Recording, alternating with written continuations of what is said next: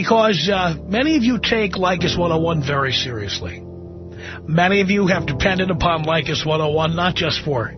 Now, again, I know the guy's been married like 12 times and all this other stuff, and now he's made a few videos about not getting married ever again, and you know, the whole MGTOW lifestyle thing. You guys get it, but let's pay attention. Information on how to get laid, but for information on... The reason I'm showing you this is a lot of you will not be successful because you will not believe in yourself. When I tell you on my previous videos where we've talked about this, you have to have a crazy belief in yourself. People have to look at you and say, what is he doing? Why is he doing this? Why would he sacrifice all of this or do all of this or say the things he says? You have to have a crazy belief in yourself. When you do, that's going to cost you a lot of friends and family. Because if you are meant for more, people are going to take that you think you're better than them. I never think I'm better than anyone else, but I think I'm way better than I used to be. And I deserve better than I'm getting now. And I'm getting what I'm getting now because I'm giving that to myself. So not everyone can have that introspection, but let's listen to this. How guys think, to find out how your friends are thinking, what they're doing. And many of you live it as a lifestyle. And I could not just let that go without a final class. And that is what this is going to be. I want to tie up the last 11 years of Leykis 101. We've been teaching Leykis 101 since 1998. And we're going to be taking a vacation for a little while. And so there will be no Leykis 101 classes. And so it's very important that we get this message in here. And I want to get it in for you now. There's an overarching theme to everything I have taught in this classroom. And what that overarching theme is... Now, if you know Tom, you know he's very bombastic, I guess you would say, or call it back in the day, and very proud, and him, and, you know, very, some might call it egotistical. I tell you, men, this is what it looks like to believe in yourself. Other people will look towards you. Your own children will look towards you and say, well, is he a broken, defeated person, or does he have an overwhelming belief in himself? What kind of man do you want to be? What kind of man do you want other people to see you as? Someone that is poor, pitiful me, victim mindset, or someone that says, I'm bigger than this? Is this. The key to getting chicks, the key to getting laid, the key to appearing successful, the key to being successful. It all begins with something that I had to learn myself. Love yourself. Love yourself first. I'm not talking about masturbation, you elementary morons out there. I'm talking to you about the way you feel about yourself defines everything you are and everything you ever can be. In my life at 12 years old, I looked around an $80 a month apartment, and my siblings and my dad, who was the hardest working person I ever knew, and he just essentially spun his wheels his whole life as he attempted to make a living and support a family. The moment came when I stood up and I said the following. I said, I'm better than all this. Now, the moment you say that, people are going to hate you.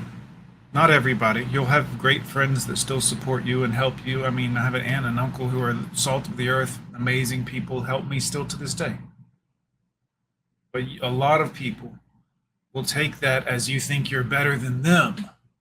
The crabs in the bucket mentality. You see, for you to believe in yourself, everyone who doesn't believe in themselves will dislike you. They will hate you. They will try to hold you back or hold you down or put you in your place because they're in their place and they don't see that they can get out of their place. They are their biggest enemy. You cannot take people with you who don't believe in themselves. This is very important. It's unfortunate and it's sad and it's going to cost you people, but believe me, it's like being happy. If you're happy, people around you will sense your happiness. And if they're not happy people, if they're miserable, if they're down on their luck, probably because of their own actions, those people will hate you. They will hate that you are happy. You guys have experienced this before. Simple Jack, what's up, brother? Good to see you. Smarter. Got more going for me. I don't want to be caught in the quicksand. At age 17, when I was about to leave town, everyone said, why aren't you going to the senior prom? Why are you going to the junior prom? My fear was this. I thought 10 steps ahead. And I said to myself, let's say I take a girl to the prom. Let's say she becomes my girlfriend. I'm going to be stuck in the quicksand. The quicksand of people who make $25,000 a year. The quicksand of people who have 3 children by age 21. The quicksand of not going to college. Not ever being a professional. Not ever making any money. Not ever being able to say, I am someone. Fortunately, I knew that at age 16. At age 12, I knew I was more than this. At age 16, I said I didn't want to get caught in the quicksand. We see that here on my channel. I have people here. John, you make these videos or you say these things. Why? Why do you think you? Who are you? I'm John. I tell you, men, you have to have this mentality. Not because it says so much about you guys. If you come across to people with your personal, who you are, as confident in yourself, capable, and maybe even a overwhelming belief that you're the man, well, not everyone will like that about you, but the people who are actually worth having in your life will gravitate to you. You won't have to go looking for people. People will come to you. People will feel your energy. It'll be apparent. They might not like everything you say or everything you're about or anything else, but they will love that you have the balls to believe in yourself or to say the honest truth, the things that people know that people don't like. My whole life has been about trying to improve my lot in life because I knew that I was destined to be somebody great. The problem with so many of you guys who I've talked to over the years, and I've talked to so many of you, is that you start off life thinking, I have nothing, my family has nothing, I'm just, smoking weed and drinking, and I've got my girlfriend who'll have sex with me 10 times a day. Nothing more is ever going to come of this.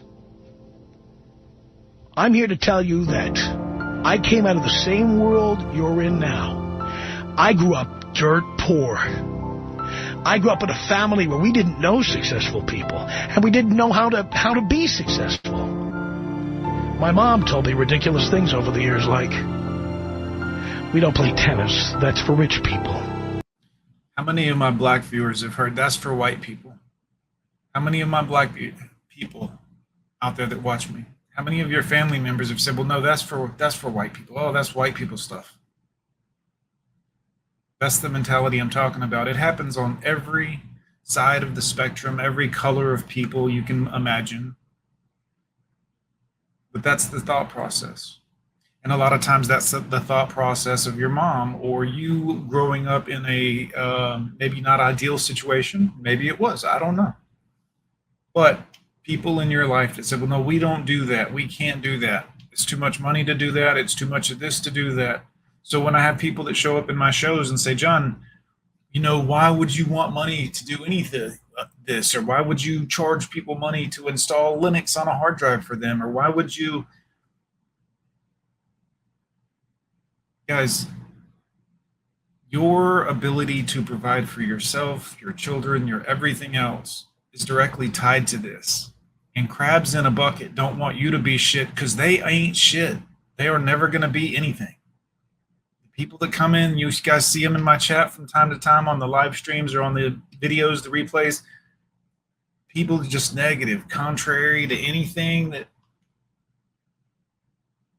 These people aren't going to be shit, guys. You have to have a belief that you're something. You have to have a belief that that holds a value. Even if it doesn't hold a value to everyone that watches my program, it holds a value to me. It holds a value to some of you guys. You look on the Cash App right now. What we got here? I saw it flash, so I apologize. Oh, boys, what do we got? Our man Percy, what up? Thank you so much, Percy, on the Cash App. David R. the other day, thank you very much. On Friday, thank you for the love. Guys, you have to think that what you do has value, and you have to look for ways to add more value to other people. You have to believe first that you have the value.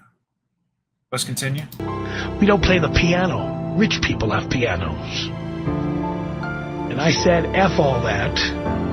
I'm better than that. I am better than that. Over the years. Simple Jack, yeah. Sometimes, guys, it's your family. Sometimes it's not even malicious. It is selfish of them because they don't want you to leave. Maybe they want you to stay and help take care of a family member and be around if they need a trip to the doctor or something. I'll give you a good example of this. I wanted to be a merchant marine. I wanted to go out on the ships, travel around 2, 3, 4 months on the other side of the world on cargo ships, container ships, you name it. I really wanted to do that. Thought it would be great. I couldn't do that because I would be seen as abandoning my family. Even if I was going over and making $30,000 in 5 months, 6 months, maybe $100,000. Good money, traveling in danger, sure, but good money. I couldn't do that. It would be looked at as, well, what about your children and their birthdays or Christmas or this and that? And even if I'm sending money home, my dream of doing that, and it would have paid well.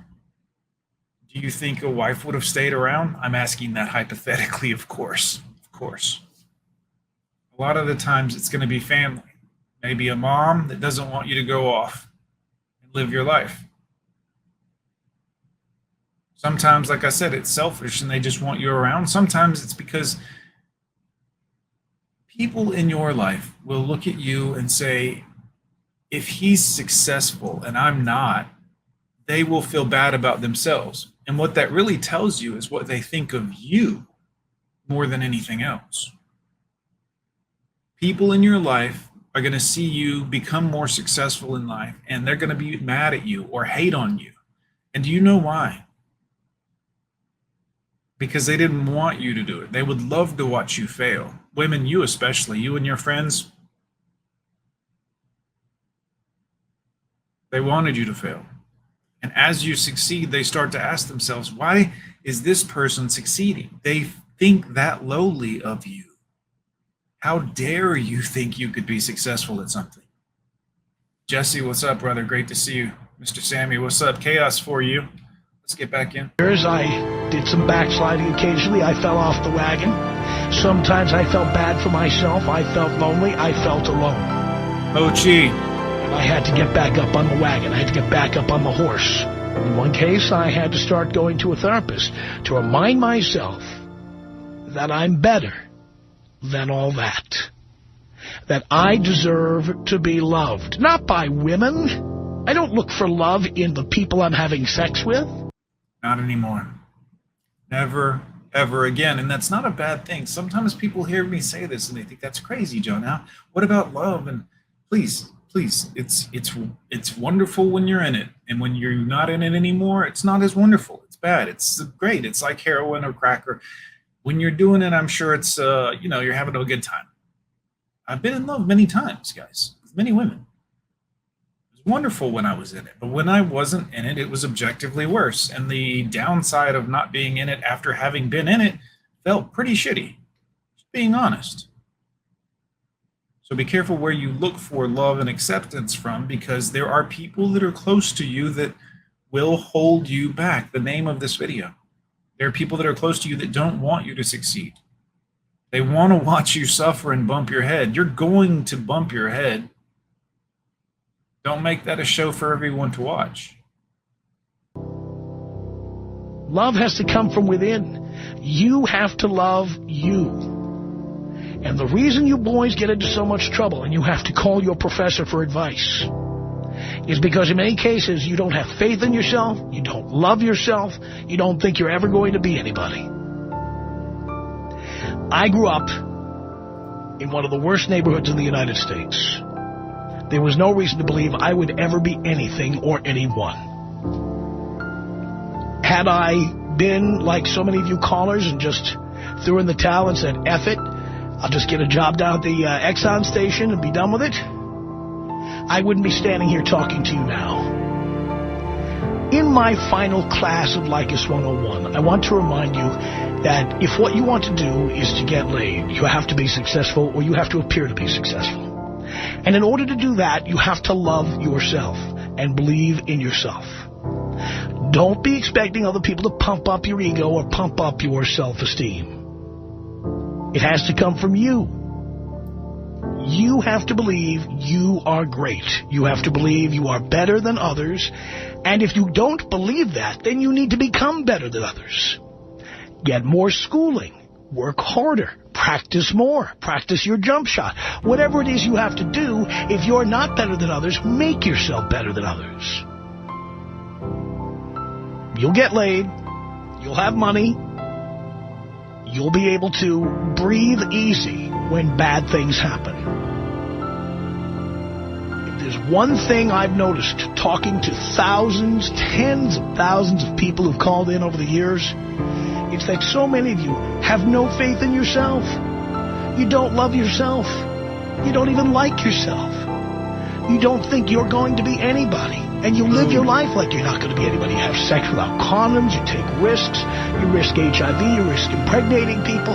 You don't care because you think there's nothing going on in your life anyway. There were times in my life that I thought I wanted to commit suicide when I was a kid. Thank goodness I didn't. Because I had no idea how great it was all going to turn out. And the same will happen for you. But first you have to believe it, and you have to have reason to believe it. Start loving yourself. Start treating yourself like you're better than all this. And pretty soon you will be better than all this. I am your professor. This is my classroom.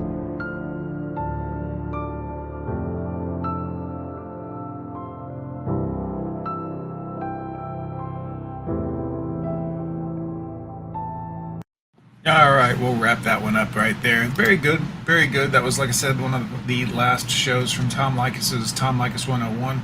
That was a good one. Very on the nose for what we're talking about today, guys, about the people who in your life will hold you back.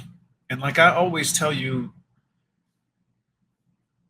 you have to have not just the work ethic, not just the not being lazy, but you have to put all of that together with a belief in yourself that will seem crazy to other people. Other people I know look at me and the way I live or the way I do things, and they think, wow, I could never be in that position. I could never live in this unknown area. I could never have this type of situation going on in my life or whatever. Why would John do that? Is he crazy? Is he out of his mind? It's all very calculated, guys. You know, the way I do things so that I can still send the ex-wife some money for the kids, so that I can still live a little, so that I can still, you have to have the work ethic. You have to have the belief. Somebody asked me about one day when you retire, John, are you close to retirement age? I will never retire. Everyone's trying to not work. I'm trying to work more. I do it here on YouTube with you guys, and sometimes you guys know I used to upload like religiously here. And now I don't upload as much here on the Gone with John, but I upload on other channels. I have other channels. I think I have 4 or 5 channels. So I don't even know. It's in the home tab. You have to work, and you have to start believing in yourself crazily. You have to start doing things that other people look at and think, why would he didn't want to come out with us? He's missing this dinner. He's missing this movie. He didn't want to come out to this concert on his favorite band, or he didn't. You have to start making decisions in your life, guys, that other people are going to look at and say, why is he doing this? They will feel that you are pulling back from them because they make it about themselves. But it's not about them.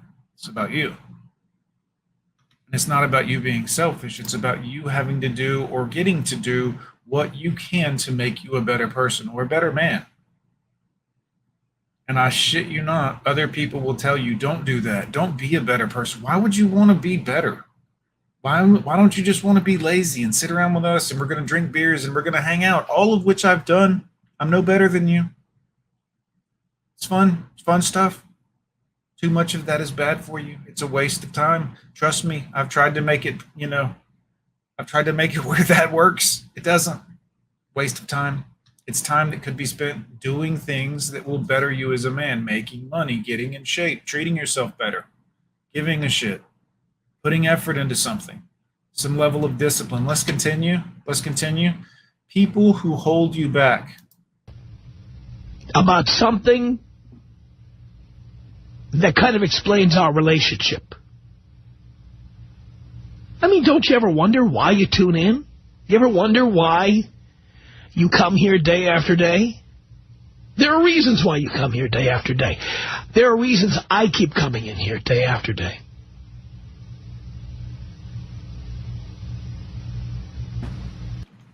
Good point. They never let you know either. Yep.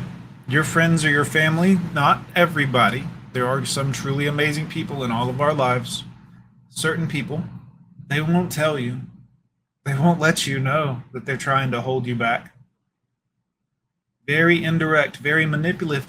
Don't you love grandma? You don't want to move away from grandma. Stay here. No, don't go to college at that Ivy League school. You probably shouldn't unless it's for STEM anyways, but they won't come right out and say it.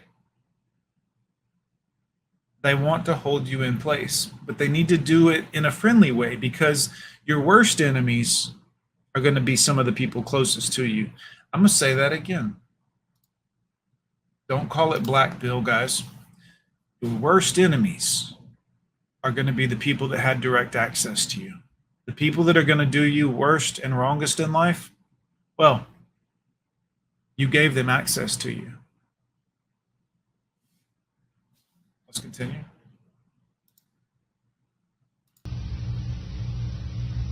Essentially, as a kid, and I want to talk to everybody out there who feels like the parents don't get them, the people in school don't get them. There came a day when I was a kid, then I looked around my life. I saw a lower middle class family. The shirt. I'm sorry, I'll fix Tom in a minute and get back. Yeah, the shirt, guys, $5 on clearance at Walmart right now. It's one of their Walmart polos. I'm not very fancy, guys. I don't need an awful lot. I just need to survive a little bit. Yeah, right now these are at Walmart at clearance. Don't buy all of the extra large ones if you're in Alabama, because I still want to be able to find a few of the other ones. I got a nice blue one too, but $5. Not too shabby.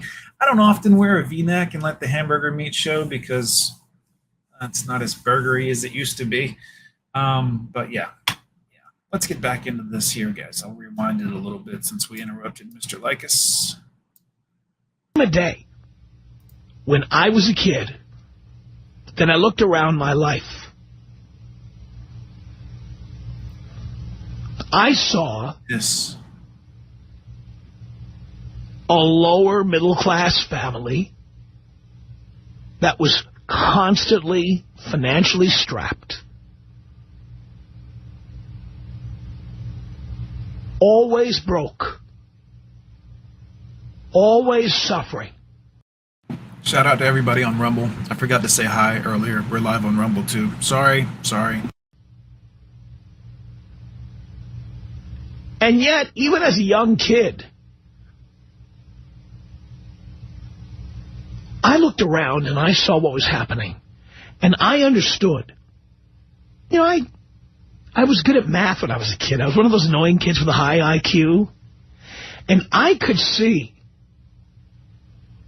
that my dad was working and working and working, just spinning his wheels. My family was poor, and it was never going to get any better.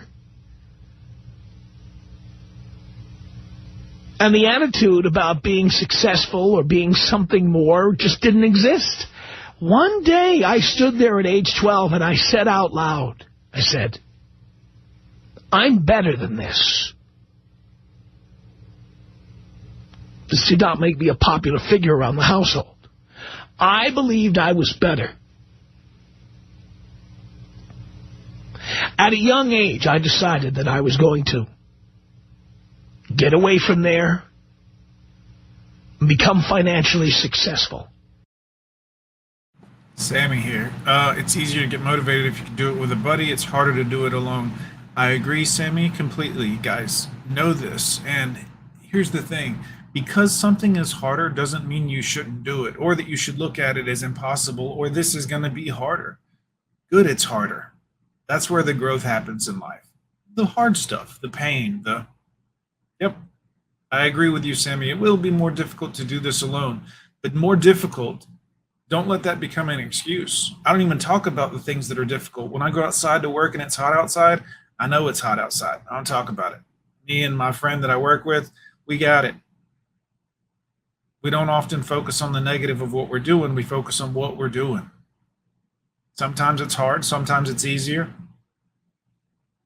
Don't get caught up in, always looking at the negative or voicing the negative. Not you, Sammy, of course. But I'm just saying, in general, know that when things are going to be more difficult, that's when you buck up. That's when you step up. Let's continue. And I was going to figure out how to do that. I believed I could do that. I always believed that if you've got anything on the ball, the ability to read and understand stuff, the interest in how things work. Rusty, what's up, brother? What's great about growing up in the United States is this. You can dream your future. Now, I know right now some of you are like, well, you used to could. I'm not even mad at you for your level of cynicism there, but there are still ways to do it. It's not going to be as easy as it used to be. And let's go back to what I said a minute ago. Because something's hard doesn't mean you don't do it. It means you do it with more dedication, more discipline. It's going to be harder. We don't focus on that. Remember what we just talked about. Very important here, guys. Very important. You can imagine it and then become it.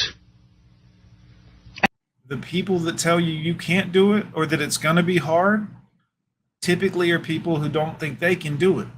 And that's okay for them to be that person that doesn't think they can do it or to not have confidence. I've not had confidence in myself before. It's okay. But not everyone's going to see your vision or be on the same level with you or be able to see what you see or see the way that you're doing things. And it's those people that voice the negativities of that to you that you have to be most concerned with having them in your life. It's the people that are going to be in your life directly, that are close to you, that are going to tell you all the reasons you shouldn't do something. It's going to be hard. It's going to be difficult. John, if you go on a ship, it's going to be dangerous. It's going to get sick sometimes. All of those people will talk you out of everything in your life you want to do. And they're going to be the people closest to you. Not all of them. I have many people in my life that are good people and truly on my team and encourage me in every way. My kids for sure. But not everybody in your life is going to be that way. Some of them are going to be unseen to you, invisible. Maybe it's Auntie Sue, and she loves you, and she's always loved you. And remember, she made you all those cakes every Christmas that you like? She needs you to stay here so you can mow her lawn every weekend. You've been cutting it for years. She's saving money, taking advantage of you as a family member. She doesn't want you to move away to take a job. Let's continue. That job might be dangerous. She might have to find somebody else to cut her yard. And that's exactly what happened to me.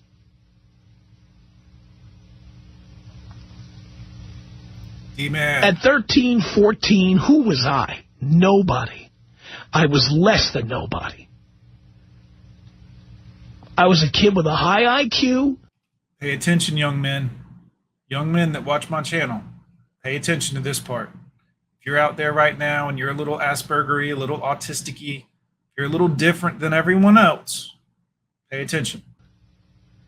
That other kids didn't like very much because essentially I flaunted my intellect, flaunted my IQ in their faces, and they responded by punching me in the face. A lot. One kid used to try to beat me up every day, and it's not that I didn't fight back. It's just that I had an inviting bullseye on my back. Everybody was looking to respond to my belief that I was better than everybody else.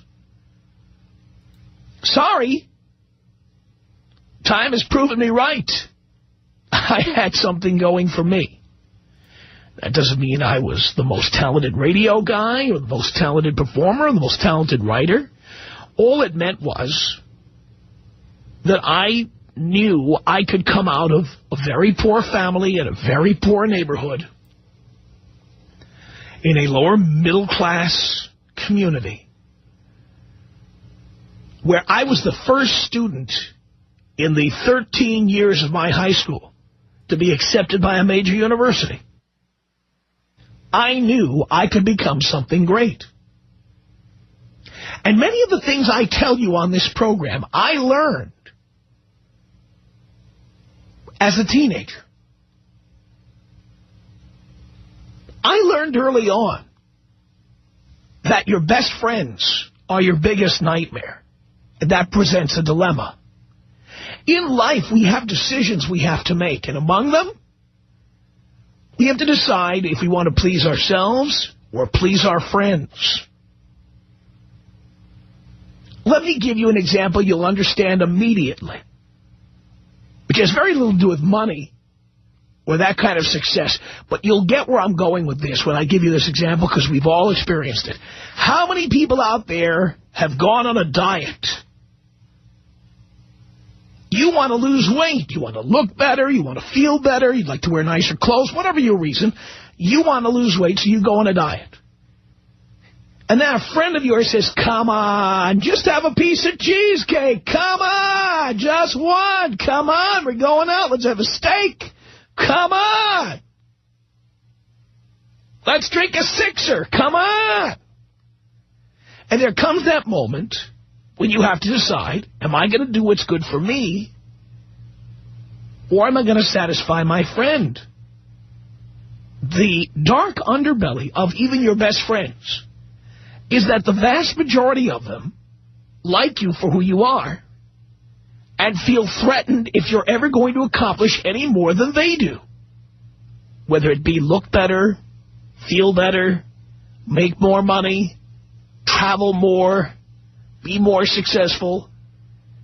And they will do little things to make you feel guilty about wanting to be somebody. Your family generally consists of the worst offenders. Man, 17 people watching live on Rumble. I haven't had that many people on Rumble ever watching the lives. Good to see everybody on Rumble, guys. I'm going to start live streaming to you guys while I simulcast to YouTube from now on. Sorry about that. Get back to the lives on Rumble. Let's dive back into the show, guys. What up, guys? I just want to say hi. They use the fact that you love them and they love you to try to hold you down. My family was particularly like this. My father was like this. Let's listen to that one more time. I'm just going to go back a couple seconds. It's important. Pay attention. Family generally consists of the worst offenders. They use the fact that you love them and they love you to try to hold you down. My family was particularly like this. My father was like this. My father told me he'd help me pay for college if only I would stay home. If I went to college far away from home and I had to live somewhere else, he wasn't going to give me a penny. That's what he told me. So their love and support provided you behave the way they want you to. Guys, this is a painful subject. I know. This is a lot of your families. It's not everyone in our family. This is a good one for Sunday. This is what we're doing today, guys. This one hurts. They're going to use that you love them and they love you, and they'll pay for your school. They'll do these things for you if you do what they want you to do. That shouldn't sit well with you if you're a man. Don't hate the people. Don't make a big scene, but recognize when this is happening to you in your life. Recognize when you can make a turn off into another direction in your life because you've seen a sign that you're not getting out of this bucket with all these crabs holding on to you. But recognize when you see that chance and you know what's over here, you're going to have to make a difficult decision. Years later, when I told that story to a newspaper reporter, he denied it ever happened. See you, D-Man. But it did. It absolutely did. Your friends want you to stay in the neighborhood. Your family wants you to live close to home. And I do think that maybe not everybody in your family, but there's an awful lot of people who would feel threatened if you became a doctor, an architect, an astronaut. Something, somebody. Accomplish something. Make money. Make a mark on the world. Travel. Do things. Become well known. That is threatening to your friends and family. The difference between people who become very successful and people who don't is that people who become very successful say at one point, I don't care what anybody thinks. What's up, brother? I don't care if people stop talking to me. I don't care if people alienate me or make me a pariah. I have something to prove. I'm better than this. Which results in people saying things to people like me like this. You got money. You can afford it. You live out there in California with all your money. You can afford it. This is what I've heard most of my adult life. Well, you're rich and you're out there at the Playboy Mansion with all the celebrities. Yeah, why don't you just go buy yourself whatever you need, okay? You want a family? Buy a family. Buy friends. Yeah, you probably got to pay people to hang out with you. I've heard this my whole life. Because when you succeed at something, you force the people you love to look inside themselves. They have to look in a mirror and say, I didn't have the balls to do what he did. Didn't have the balls. There's going to be, guys, I tell you this all the time, there are people that know me that think I'm crazy. And maybe they're right. But I had the balls to do something, to take a stance, whatever. Take a chance at everything I do. Some people don't have the balls to live like that. They need to be very comfortable, very coddled by everything. Because when things get difficult, they don't believe in themselves. This is the root of all of their depression. This is the root of all of their sadness. There's someone right now doesn't have the balls to come out as gay or lesbian or whatever, even though it's become a quote-unquote hip thing to do, apparently. That's the root of it. It's the confidence in yourself, men. Once you see it, you can't unsee it. And you will think, how did I blindly go through life this whole time not being my own biggest fan? Because everyone around you, the people who hold you back, told you, not you. No, not you. That's for other people. That's for white people. That's for rich people. Oh, no, John, you can't like rap music. That's for the black people. The people that are going to hold you back, guys, these are the things they say to you. That's not for you. No one will watch you on YouTube, guys. Do you know how many times I heard that in 11 years? I mean, the first couple years anyways. This is childish. Why would you do this? I mean, I can't tell you the numbers of money that I've made off of YouTube, but I can tell you this much. A lot of you'd be mad. 10 years, 11 years of doing it. Used to have 4 million views, but I'm losing views. Last month, we got negative 1 million views, and that's very good, I guess. So But you have to have the balls to do it first.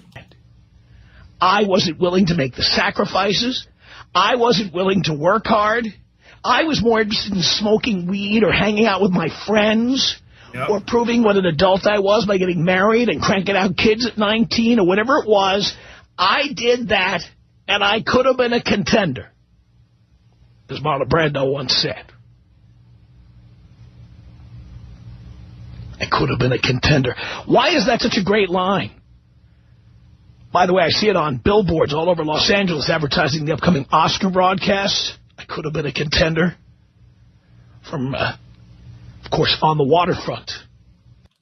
Dave's great to see you, brother. I hope you're staying safe over there. We don't have to talk about it, but stay safe, brother. It's good to see y'all. The Marlon Brando film.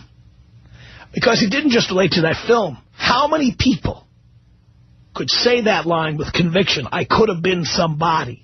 I could have been a contender. Could have been. But you weren't willing to do what it took. And what it took, in the case of me and other people who pursue something great, you have to move away. You have to work when other people are having parties. You have to save money instead of spending it. When other people are showing up for birthdays and anniversaries and weddings, you may have to work late.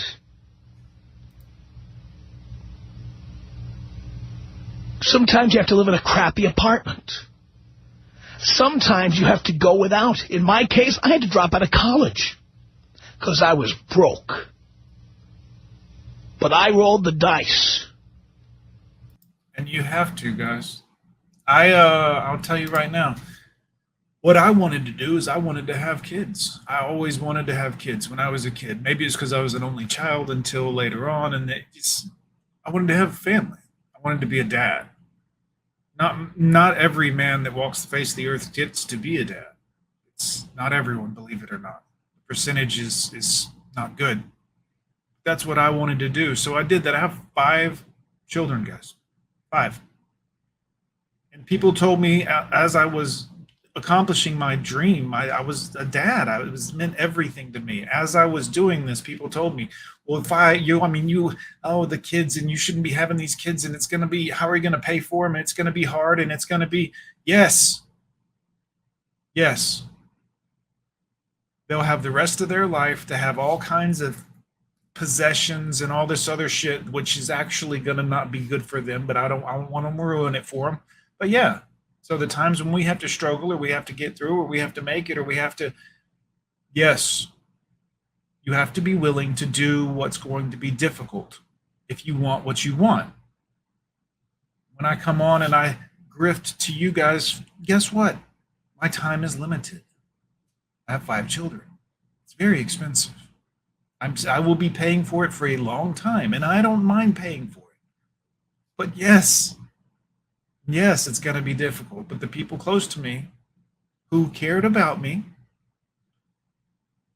would have told me not to have the family that I have, not to do the things that I have done that led me to this point right here. Because many of them didn't understand my thought process. What was important to me wasn't going to college out of school. I wanted to be a dad. So when I make these videos and I talk about these moms destroying their families, you understand why I'm so passionate about it. 5 times. But you have to be willing to do what's hard. Let's dive back in. Your biggest enemies, your biggest impediments to success are the last people you would suspect. The people who love you, your friends and family, and they don't even realize they do it. They kill you with kindness. They kill you with love. You can't live out in California. You're going to be so far away from us.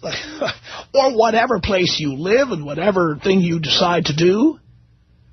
You're going to go to England and study? You're going to go to France? You can't do that. What are you going to do next year?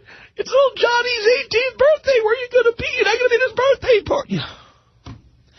You have to turn around one day. You have to decide which direction you're going. Are you going to realize all the potential you have inside you, or are you going to do things just to shut people up so they don't hate you, so they don't reject you, so they don't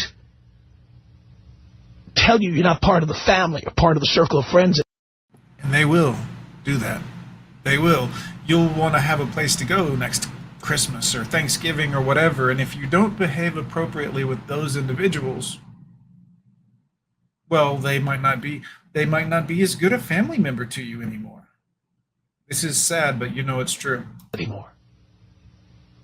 These are the sacrifices successful people make. And I'm not just talking about radio personalities. I'm talking about doctors, authors, attorneys, bankers, inventors, rock stars, whoever.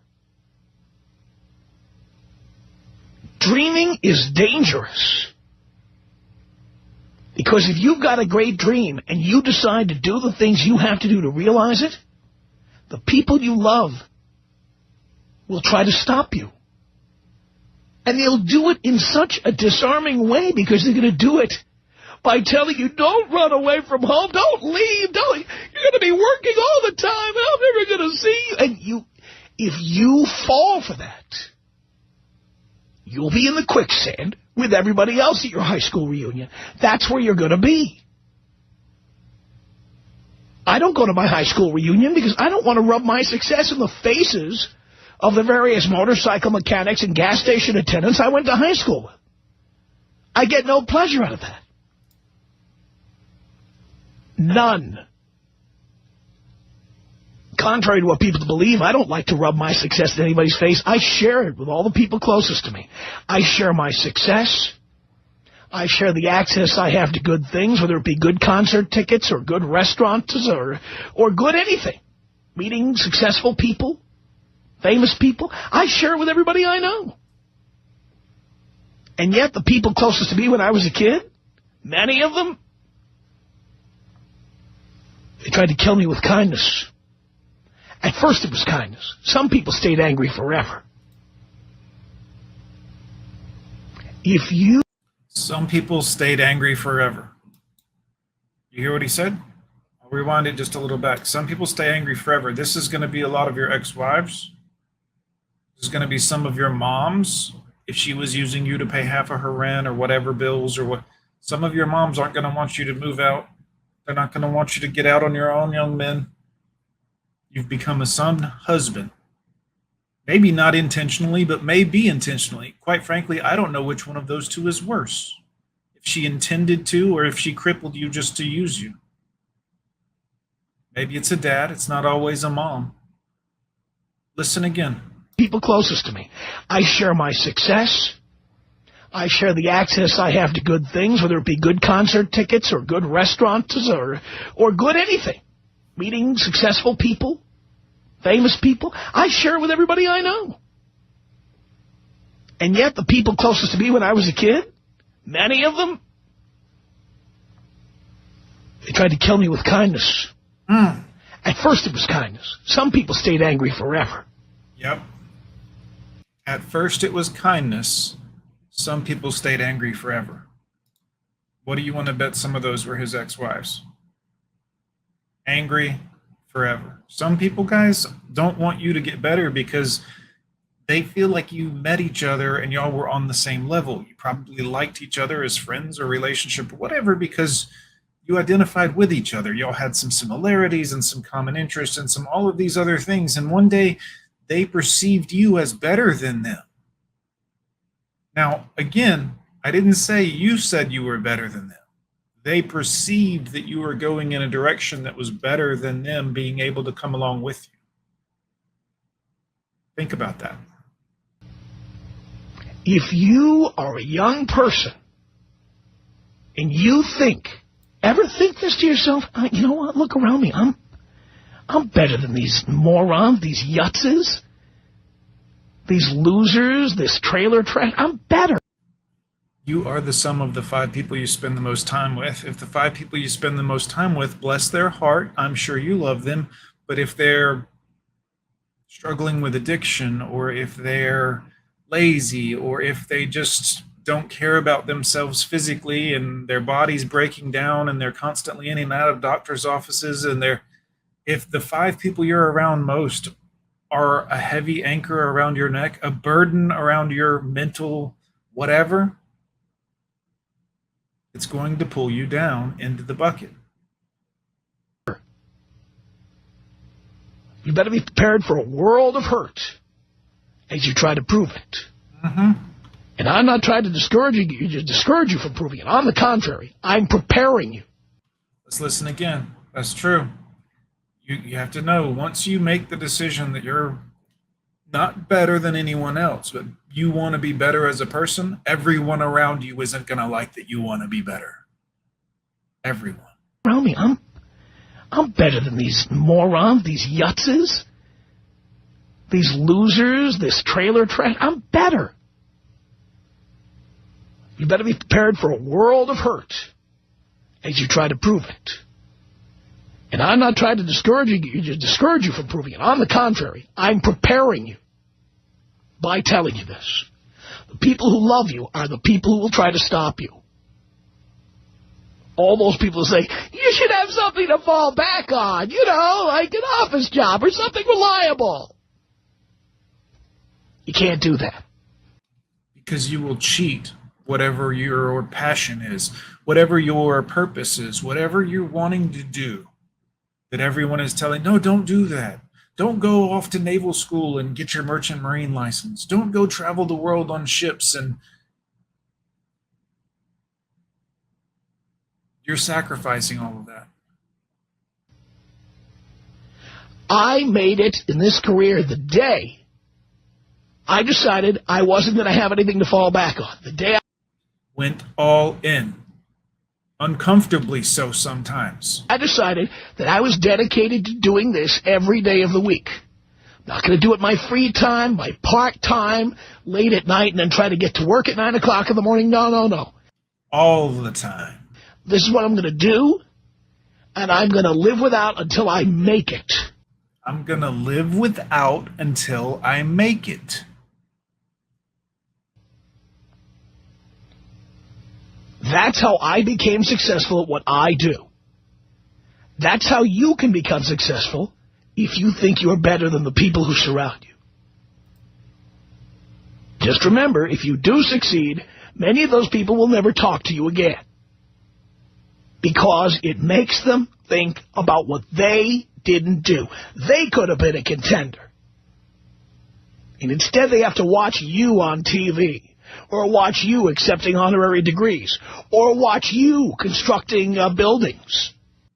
Or watch you get negative 1 million views last month.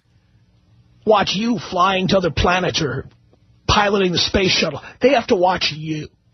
And they don't like it. It's not because of you.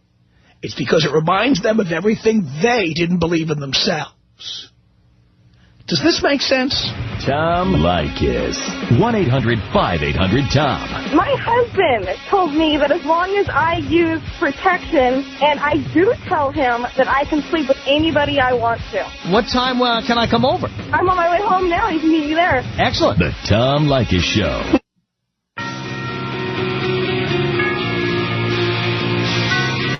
Sometimes we got to mute it to get it past the old music there. Angie, on the Tom Leykis Show. Hello. Hi, Tom. This is Angie, first-time caller, new listener. Cool. Irrelevant. I just wanted to remark on what you were just talking about, becoming successful. And I totally agree with you, and it's amazing that you're talking about this today. For me, my boyfriend, John, he's in law school in Michigan, and I live in Arizona. So when he left, of course, I was all upset with him, like, well, when we were first dating, I told him I'm going to break up with you if you get accepted to law school and you leave the state. But I decided to stay with him and work it out, whatever, so we're together. Well, yesterday he called me and told me that through his school he's able to go to Europe and, like, get all this experience and stuff. And I'm like, no, you can't do that. I won't be able to talk to you. I'm, like, crying and all this stuff. And then this whole week I've been, like, kind of selfish about it, like, thinking, why did he even ever leave me to go out there? And, like, why am I staying with him? So, and my girlfriends, of course, when he left, sat down and talked to me. They're like, you know, Angie, I think it's selfish of him to leave you here. Like, you shouldn't have to stay with. Right. Her girlfriends agreed with the silliness of her own selfishness. What a shock. With him, like, he's being successful for himself, and I'm like, you know, maybe they're right. So I totally 100% agree that it's the people closest to you and your family and your friends that try to hold you back and hold on to you. That's why I refer to women, I'm sorry, dear, as dream killers. That is why I tell men not to have a serious relationship or get married until they've achieved their dreams. But He's like, changed that. Hold on, lady. Don't interrupt. He's actually changed his stance. He's now saying don't get married ever, guys. So he's adjusted that. And 100%, like, back him up, and I want him to do whatever he wants to do. Now you back him up. Right, but it was just that. But not until after you tried to stop him. No, I was happy he got accepted to law school, and I said I would stay with him and everything like that. But when he said he was going to Europe, I was all upset. I'm like, no. And then now I'm thinking about it because I listened to you, so I'm probably going to call him and tell him he can go. He should go. I know. Whether you like it or not. And she still thinks that that's up to her. Did you hear how she said it? Like she owns him. She's lording over him. I'm going to call him and tell him that he can go. Oh, how nice of her. I was being selfish. That's right. And do you really want to be with a guy who didn't get to achieve his dream? No. The guy who down the line is passive-aggressive like my father was? My father gave up his dream. Do you know that? No. My father, I found this out. I'm going to tell you another story. I'm in a storytelling mood, this program. Okay.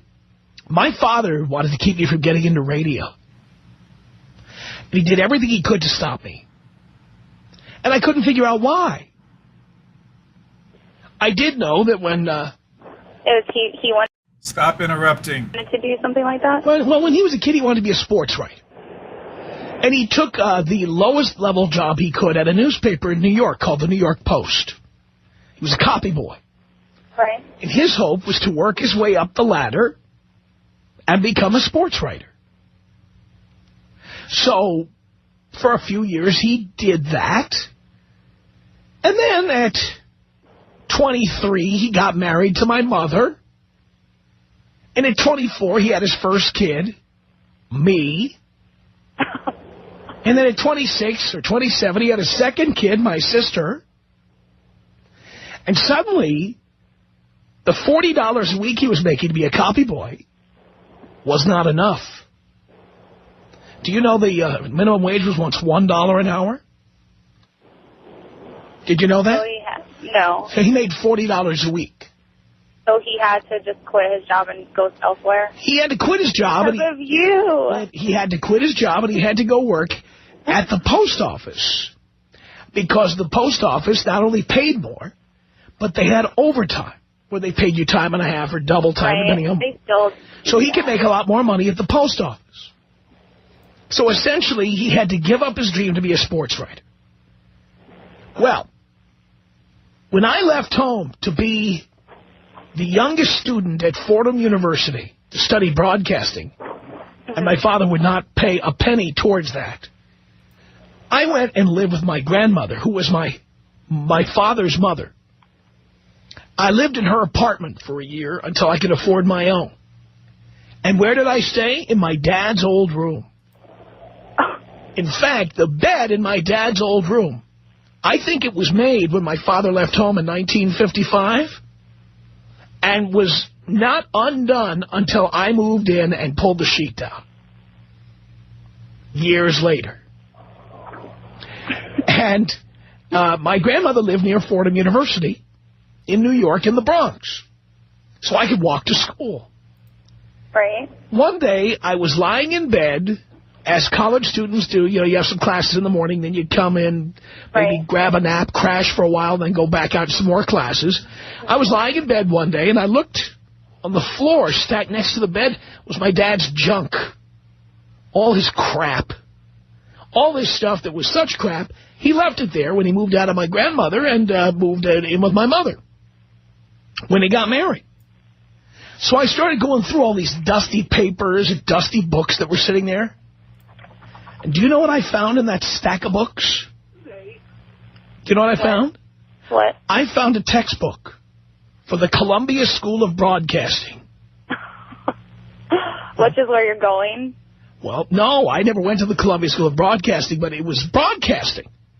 My father apparently took out a GI loan to go to broadcasting school. He apparently wanted to get into broadcasting, and I think it was sportscasting, like doing play-by-play sports on the radio. Mm-hmm. Well, for whatever reason, probably because he got married and had a family, he had to give up on that dream. And the result was my dad was angry and passive-aggressive, and every time I tried to succeed at something, he tried to stop me. And I believe it's because he lost his dream in the shuffle. Mm. Right, but some people are the opposite. Some parents are the opposite. Like Some Typical woman answer. Contrary.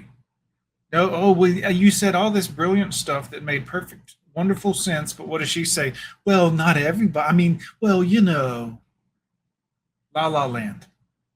are. Out there just Some are, but there's a reason.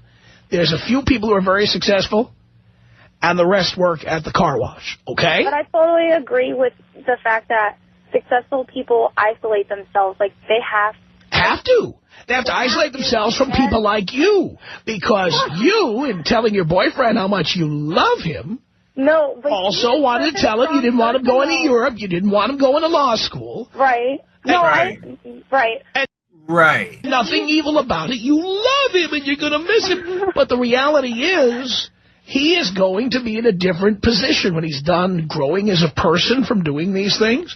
And he's exactly that person you talk about, though. He's so strong, like, because he went out of state for college, too. He went to Malibu, so he's so used to just getting up and leaving, like, and isolating himself, you know. He's like, I don't need anybody here. Like, I'm not, you know, medically attached to anybody here, you know, like I could physically leave. Right. So he is that person, like he's so strong to do that. And I am jealous that I'm not strong enough to be that person. Like, I would never want to leave my family. Right. Do you understand that once he becomes an attorney, and once he goes to Europe and sees the world, he's going to be a different person than the person you know? Right. And that's, you know what? Instinctually, you know that. Yep. And that's why you want... that's a bad thing. Well, right. I believe it's the reason the people who love people like your boyfriend try to stop them from doing what they want to do. Because instinctively, they know. I think it's just selfish. But it's beyond selfish. You know he's going to grow as a person, and the deep-seated dark thought somewhere in the back of your mind is that as a different person, as a wealthier, more successful, more broadly diversified individual, he might not need you anymore. Well, I don't think he needs me now, but... Well, right. Yeah. You see what I'm talking about? Right. That's why I call women dream killers. But it's not just women, it's also your family and friends. But I don't think there's anything wrong with women wanting a successful man. Right, but the trick for men is to first, this is what I try to tell the men, first become successful, then have a girlfriend. Tom Leykis. 1-800-5800-TOM. My husband told me that as long as I use protection, and I do tell him that I can sleep with anybody I want to. What time can I come over? I'm on my way home now. You can meet me there. Excellent. The Tom Leykis Show.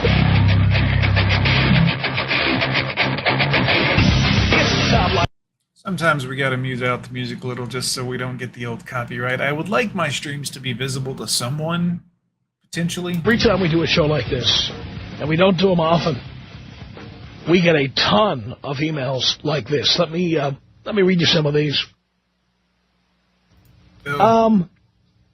One listener named Todd Fitzgerald from Phoenix writes in. It says, "Hey, Tom, I'm a big fan and very thankful for all of your entertainment and sound advice. I just want to commend you on a job well done with your discussion on success versus your family and friends. I couldn't agree with you more The fact that success is chosen and not miraculously realized. One of my biggest pet peeves, says Todd, is the statement, "You're lucky." What better way for the lazy and non-ambitious to make light of other people's positive accomplishments? Listen up, men. I want you to hear this part. When people tell you you're lucky, if you've ever done anything that's difficult, hard, people fought you tooth and nail the whole way, everything we've been talking about this entire show, there will be people close to you that will expose themselves with this one phrase. This one phrase.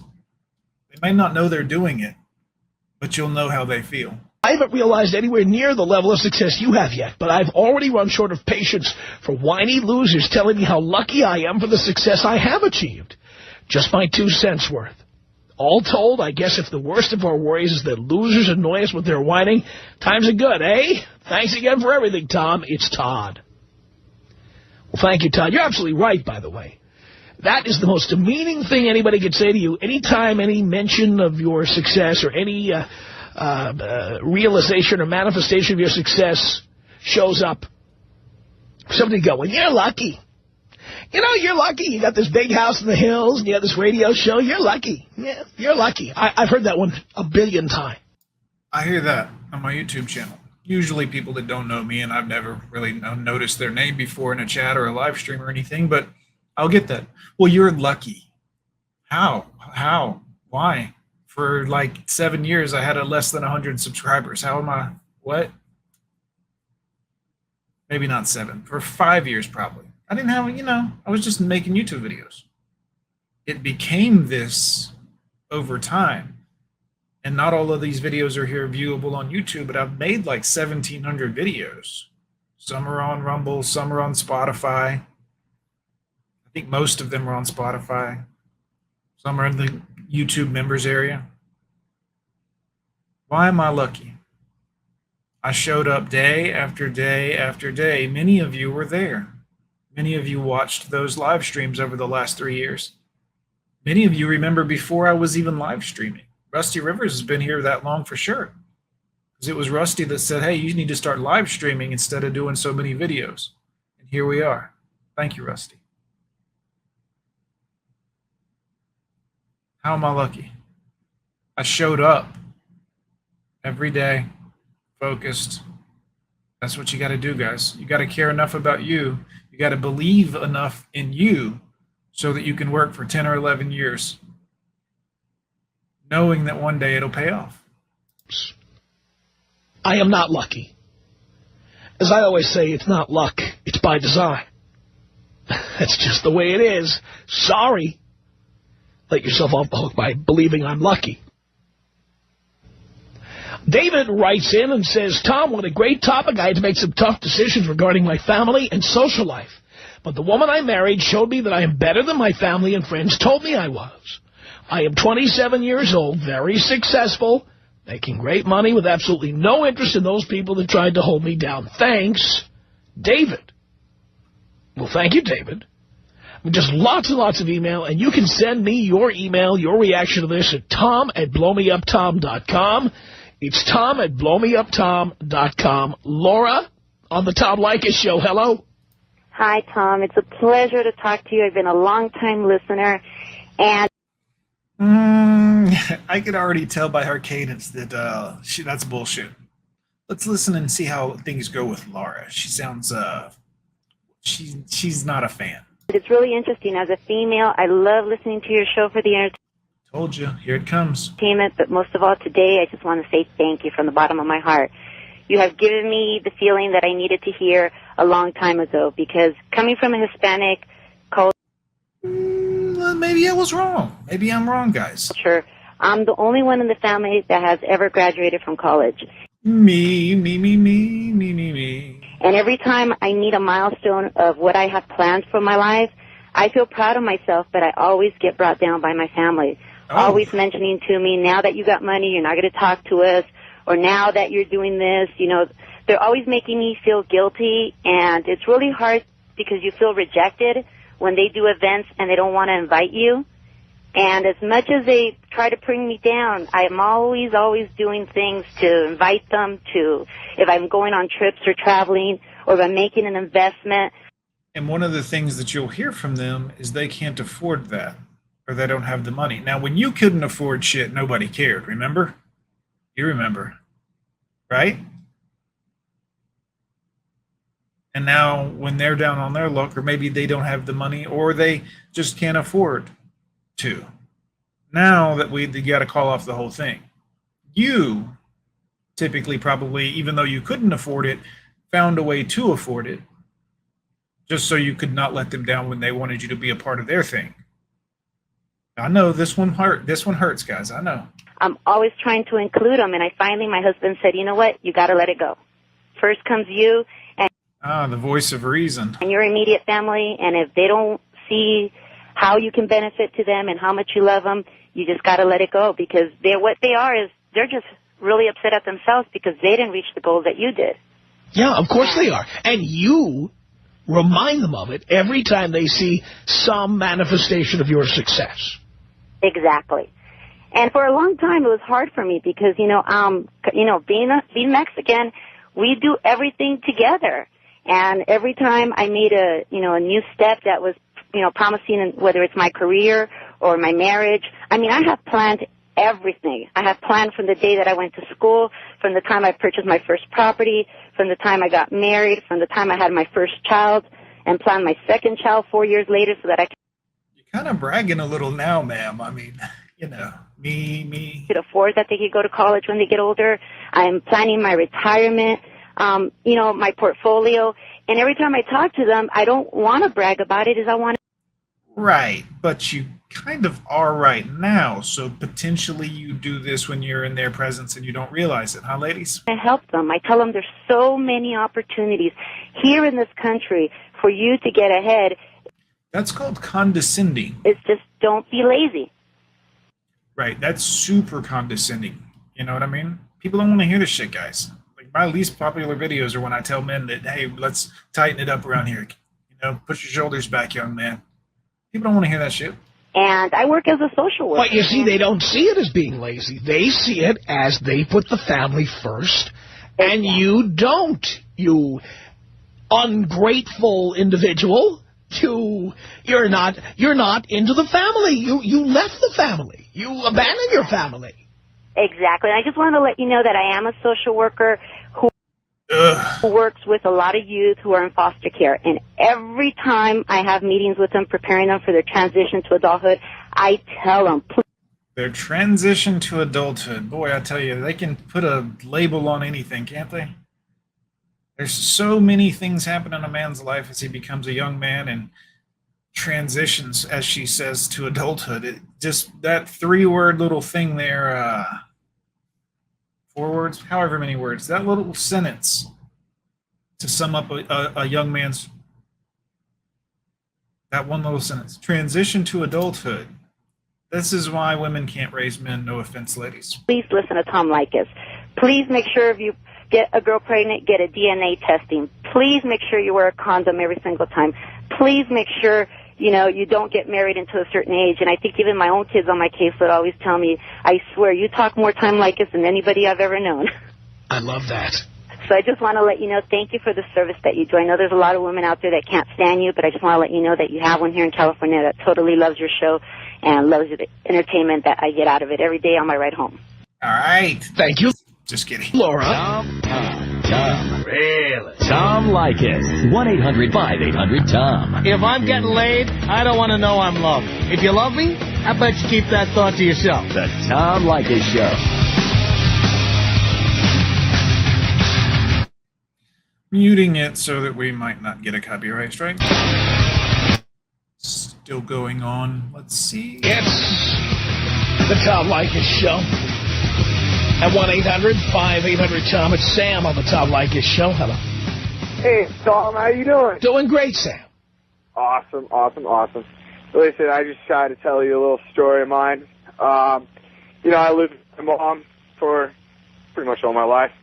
My dad was around, but, she just wanted me to go to college and do the college thing and always stay in school and live at her house and help around the house and all that. But, it's like, she didn't support anything that I really wanted to do. Now, what do you really want to do, Sam? Well, I'm already doing what I really want to do. Which is what? I'm an electrician. I'm an electrician, lighting designer, and home audio specialist. Do you own your own business? I do own my own business. If you own your own business, consider that a success. If you're starting a business next week and you go down and you get the LLC paperwork done from the government and you get the bank, and you consider that a success. That's the right step in the right direction. You're going to be able to earn more money that way. And it's going to free you from dealing with other people's bullshit. Human resources department, corporate horse shit, woke people.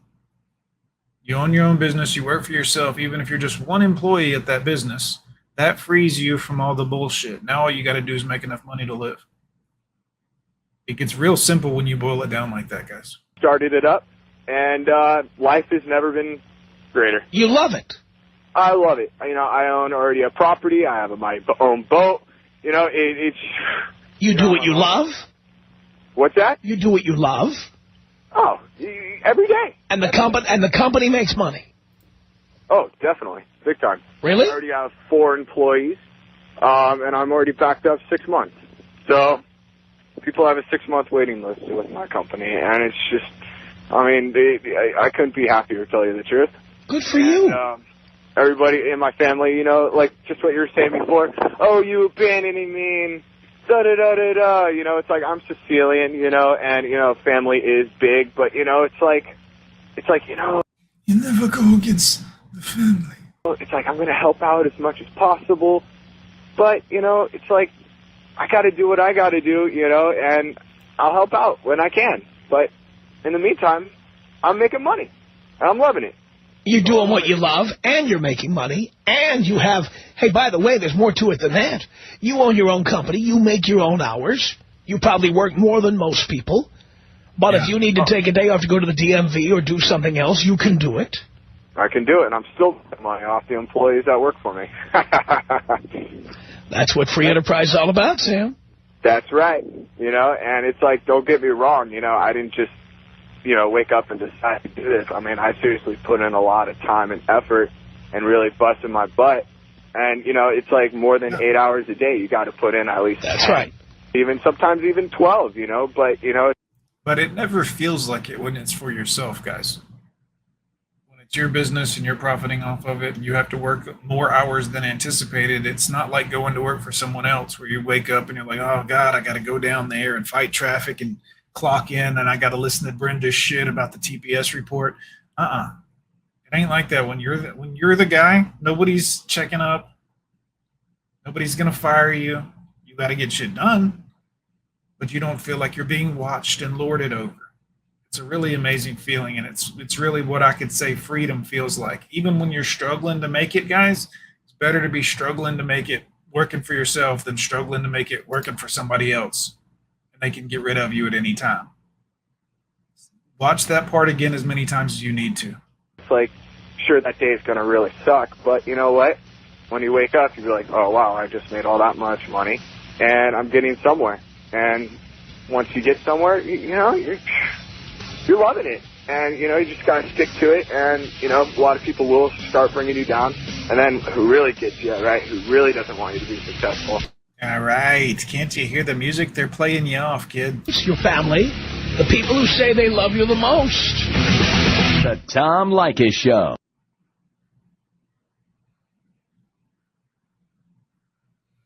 I guess it is over. All right, boys.